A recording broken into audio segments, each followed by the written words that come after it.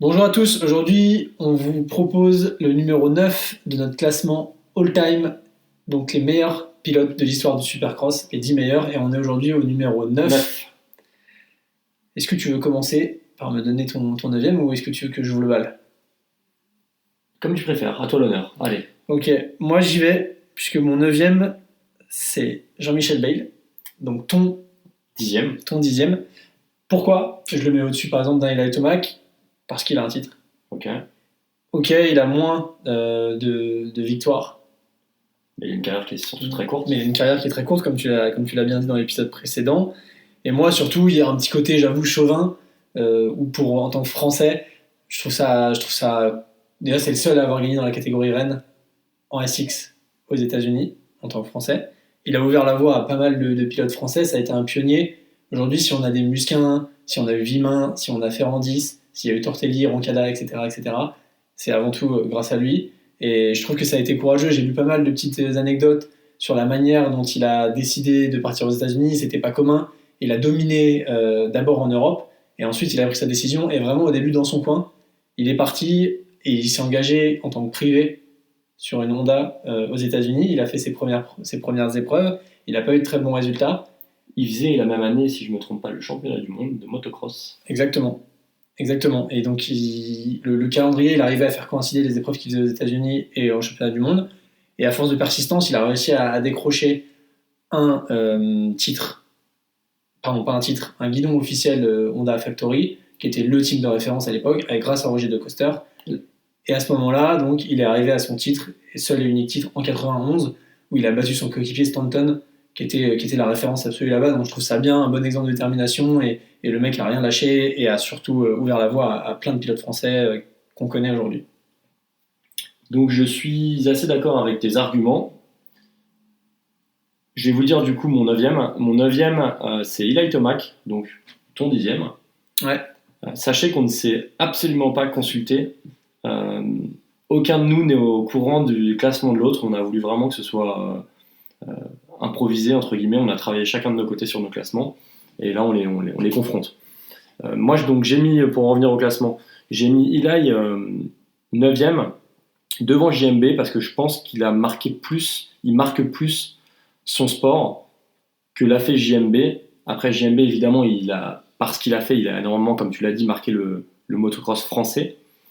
Mais comme son passage a été quand même express aux États-Unis, seulement 4 saisons, mais une saison quand même très réussie, 3 podiums, dont un titre, 3 podiums de championnat, dont un titre. Voilà. Et Eli, par contre, a beaucoup plus de. Je vais défendre mon classement. Pourquoi j'ai mis Eli devant? Il a 32 victoires de finale. C'est quand même le double de. C'est pile poil le double de ce qu'a JMB, 16 victoires. Il a en moyenne 3,5 victoires par saison depuis le début de sa carrière. Donc c'est relativement impressionnant. Je pense que Bale a à peu près le même ratio, si on fait des ratios. Mais juste, moi, si je veux te challenger, et en fait, le truc suprême, c'est quand même le titre. Et en fait, pourquoi moi j'ai fait l'inverse de toi, j'arrivais pas à mettre un mec non titré devant un mec qui a réussi à décrocher un titre. Et c'est comme ça que j'ai raisonné. Après, je suis d'accord Au début, quand j'ai établi mon classement, j'ai procédé comme toi. Je me suis dit, ouais, faut se baser que sur des pilotes qui ont eu des titres. Mais honnêtement, quand tu regardes vraiment les chiffres d'Eli, il a quand même des super chiffres. Il mérite. En fait, sa carrière, ce qui manque, c'est les titres. Ouais, clairement. Après, tout le reste, c'est un des pilotes ayant remporté le plus grand nombre de finales. Il a une. Concrètement, il est très solide, mais il manque juste des titres.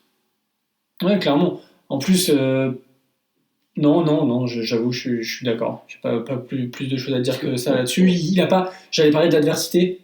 Et pour moi, c'est là où Bale aussi a eu une grosse adversité. Il a été face à des mecs qui ont marqué leur sport. C'est aussi le cas d'Eli Tomac dans son genre, où il y a eu des gens en face de lui. Donc je pense que là-dessus, c'est pas une bonne manière de les différencier.